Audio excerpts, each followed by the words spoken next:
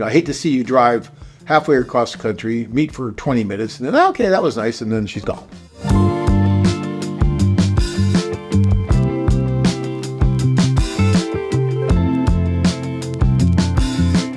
Jeremy says, what does a 40-year-old have in common with a 25-year-old? The guy is the obvious winner in that relationship.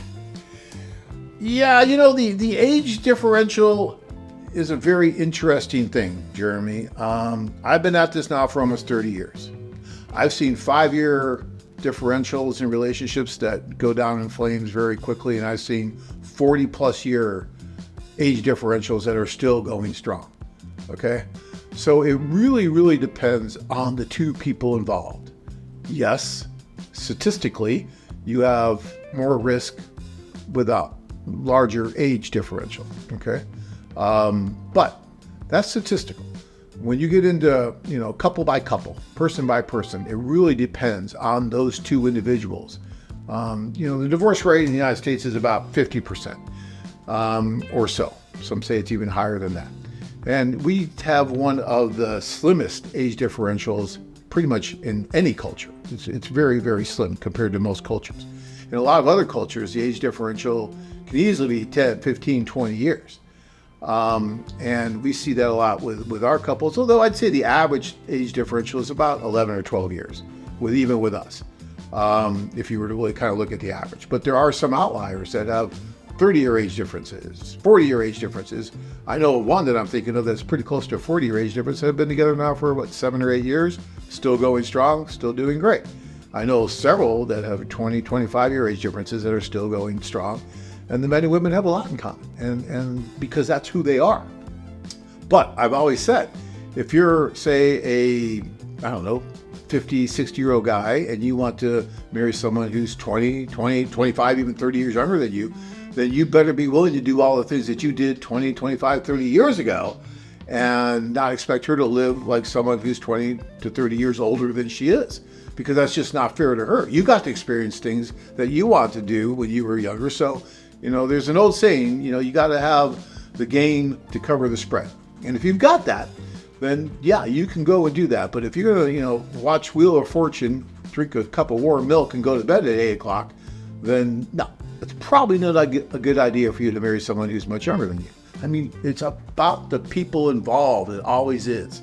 So it's not just an age thing. It's funny, when we first started, we used to put the age of the women, I'm interested in someone up to 30, up to 50, up to 60, right? We used to put that. Then we decided that was worthless, because the women who were saying that were marrying men that were much older than that. When we talked to them and said, well, I didn't know he was going to be like that when I met him.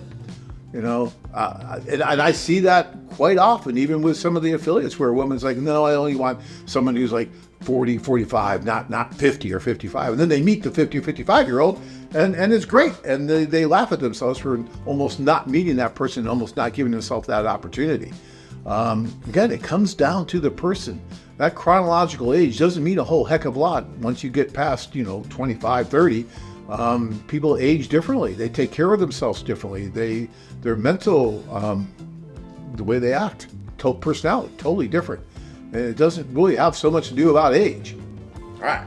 Ed saying, can you comment on us guys meeting women with recent AFA profiles who are in the U.S.? Lots of great profiles. If I'm traveling to New York next month, or if I'm traveling to New York City next month for biz, can AFA set up individual dates for me in New York City? Yeah. So yes, you can do that. You need to contact our office. It's pretty much like a regular one-on-one introduction where we'll help set it up. We still have to do IMBRA. We still have to do all that, but we can certainly do it. So it's not a problem. But again, I wouldn't recommend writing forever if you're going to do that. Maybe a letter or two, just let her know who you are and that you'd like to meet. And if she's open to it, then meet. And again, before you drive halfway across the country, maybe do a Skype call first to make sure the two of you are compatible, that there's something there that's worth driving for and actually meeting. I hate to see you drive halfway across the country, meet for 20 minutes, and then, okay, that was nice, and then she's gone. Okay, that's not a great date. So we want to make sure that there's something there before you go, okay, and do all that. I think I might be over my troubles. They've been there for so long now. It's over. Suddenly I think of tomorrow.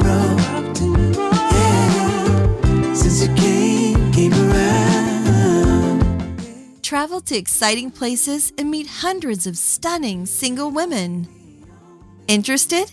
Check out our website at MexicoCityDating.com. I was just lonely.